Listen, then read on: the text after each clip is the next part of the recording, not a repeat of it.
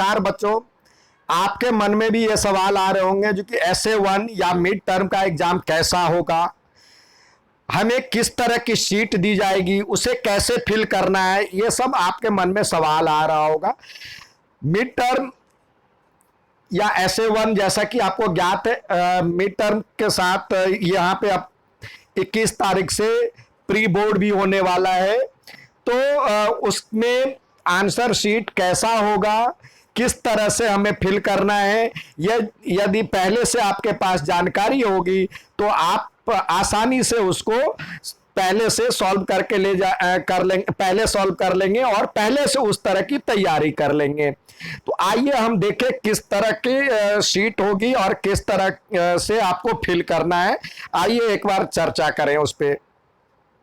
ये देखिए, ये पहला पेज है, इसमें डायरेक्टरेट ऑफ एजुकेशन GNCT का जो मिड टर्म एग्जामिनेशन है या प्री बोर्ड है या फर्स्ट टर्म है 2021-22 का, वो इस तरह के शीट आएंगे। इसमें आपको नाम, name of school and school ID, यहाँ पे name of school and school ID fill करना है, ठीक है। इसके बाद क्लास और सेक्शन यहाँ पे फिल करेंगे।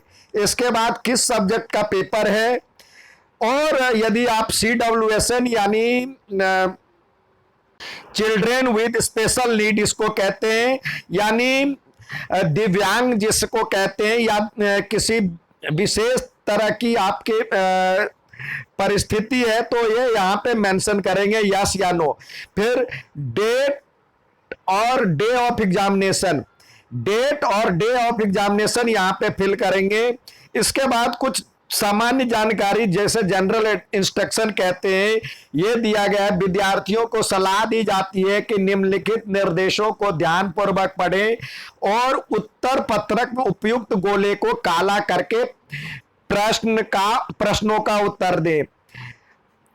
यानी जो भी सलाह दी गई है उसको पहले ध्यानपूर्वक पढ़ें और जो गोले दिए गए हैं उसको सही ढंग से फिल करें। For each question darken only one circle on the response sheet which ever you think is correct answer with only blue और ब्लैक पेन। सबसे पहले यहाँ पे ब्लू और ब्लैक पेन से कह रहा है यूज करने के लिए, यानी हर प्रश्न के 4 ऑप्शन दिए जाएंगे। 4 ऑप्शन में यदि आपको कोई लगता है जो कि सही है तो उसको आप सही तरह से गोले लगाएंगे। If more than one circle is found darken that answer will not be evaluated.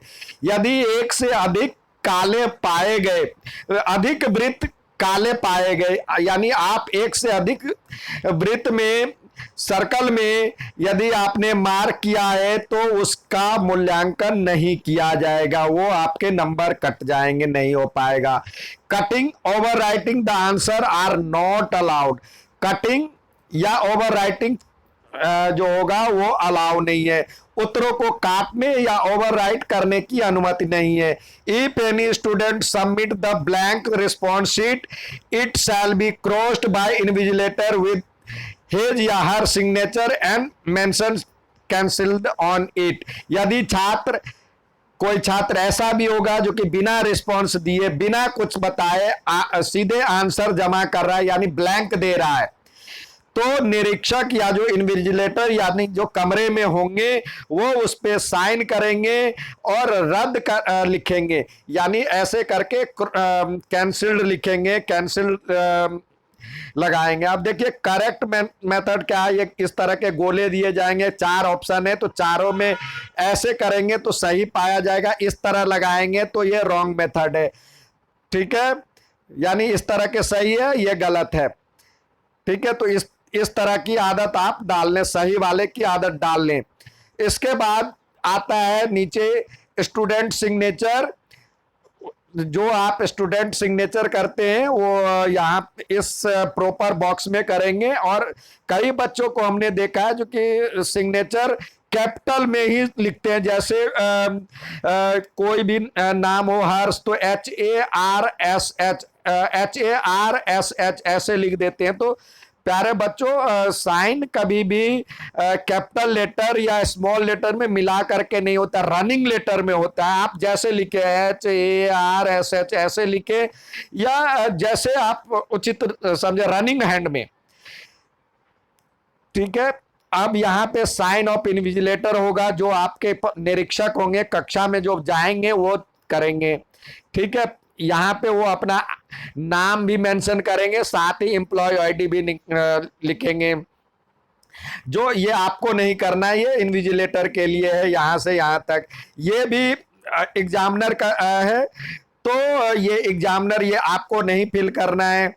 इसके बाद आते हैं आगे, जो आपके पास सीट आएगी, दूसरी सीट, वो देखते हैं किस प्रकार होगी। दूसरी सीट इस प्रकार होगी। पहले सीट पे तो जो है आपको जनरल सामान्य जानकारी गई थी भरने के लिए। आप दूसरे सीट में ध्यानपूर्वक भरे और काले या नीले रंग को पेन से उचित रूप से भरे। यहाँ पे देखिए आपका नाम जैसे भी जो है, यहाँ पे यदि मान लीजिए जो कि आपका नाम हर्ष है, तो यहाँ पे H भरेंगे, HARSH। तो सबसे पहले जहां पे H है, H ढूंढेंगे, H को सही तरह से आप सर्कल करेंगे। इसके बाद A को सर्कल करेंगे दूसरे लाइन में अच्छी तरह से। फिर R को सर्कल करेंगे, यहाँ R पे आ जाएंगे, R पे अच्छी तरह से सर्कल करेंगे।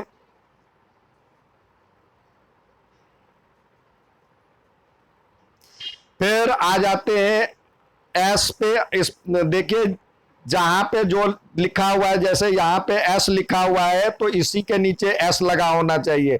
ये नहीं एक ही लाइन में आप लगा दिए। इस लाइन में S ढूंढिए, जहां पे है वहां पे S पे सर्कल लगाएंगे। और फिर H जहां पे है, ये जैसे H है तो यहाँ पे H पे R तो हम लगाएंगे यहाँ पे सर्कल।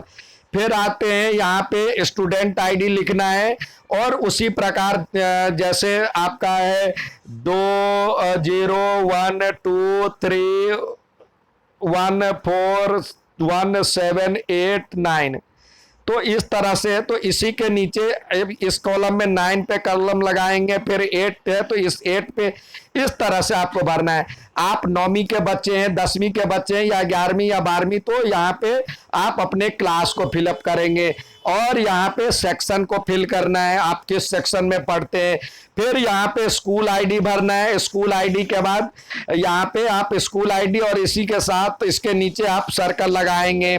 ठीक है, और फिर एग्जाम परीक्षा का रोल नंबर, जो भी परीक्षा का रोल नंबर है वो यहाँ पे लिखेंगे और इसी के नीचे सर्कल लगाएंगे। उसके बाद आपको इस तरह से रिस्पॉन्स मिलेगा, जैसे एक में सब में ABCD लगा होगा सब कॉलम में। तो यहाँ पे आप जैसे इसका एक आप आंसर है सही तो आप पहले A पे लगा लीजिए गोला, फिर B पे लगा दूसरे का जो भी आंसर है इस तरह से गोला लगाएंगे। ठीक है, और ओवरलैप ना कर मतलब दो बार, जैसे आप कई बार आप करते क्या है, ये पहले आप गोला लगा लिए और उसके बाद आपने इसको हटा करके ऐसे कर दिया, तो ये आपका इसमें नंबरिंग नहीं मिलेगा। सही तरह से गोला लगाएं। और मेरा यदि कहना माने तो आप इसको 3 भागों में क्वेश्चन को बांट लें। एक तो सबसे पहले जो अच्छी तरह आता है, आप लोग करते क्या है, आपको अपने ऊपर विश्वास नहीं होता है, आप अपने साथ जो बच्चे हैं, आगे जो बच्चे हैं उनका नकल करने की कोशिश करते हो, और उसने यदि गलत भर दिया तो आप भी वो गलत भर देते, जबकि आपको वो सवाल आता है।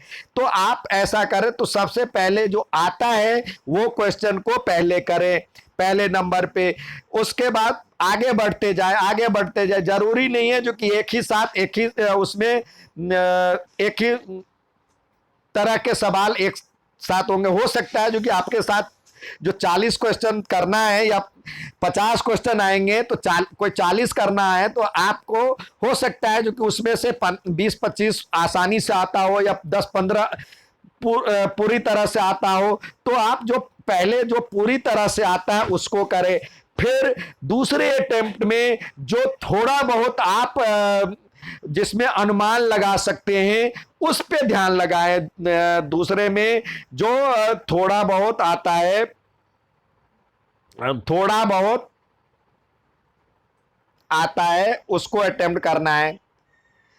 इसके बाद तीसरा जो नहीं आता है फिर आप अपने हिसाब से कोई भी ऑप्शन भर सकते हैं, क्योंकि माइनस मार्किंग तो है नहीं, छोड़ के नहीं आना है, माइनस मार्किंग है नहीं, तो तीसरे अटेम्प्ट में करें तो इसमें क्या होगा, जो अच्छी तरह आता है तो आप उसको पूरे के पूरे नंबर मिल जाएंगे। हो सकता है इसमें आपका लक्ष्य सही हो तो थोड़ा बहुत इसमें भी नंबर आ जाएंगे, और इसमें भी एक आध नंबर कहीं सही हो गया तो तुक्के से तो सही हो गया, नहीं तो ये तो पहले से ही आप मान के चल रहे थे जो मेरे नंबर है ही नहीं। तो और कोशिश करें जो कि आप अपनी तैयारी को इस प्रकार रखें जो कि SA1 में ही पास हो जाए, SA2 की आवश्यकता ही ना हो। ठीक है, ये यदि अच्छा लगे तो लाइक, सब्सक्राइब और शेयर जरूर करेंगे। धन्यवाद।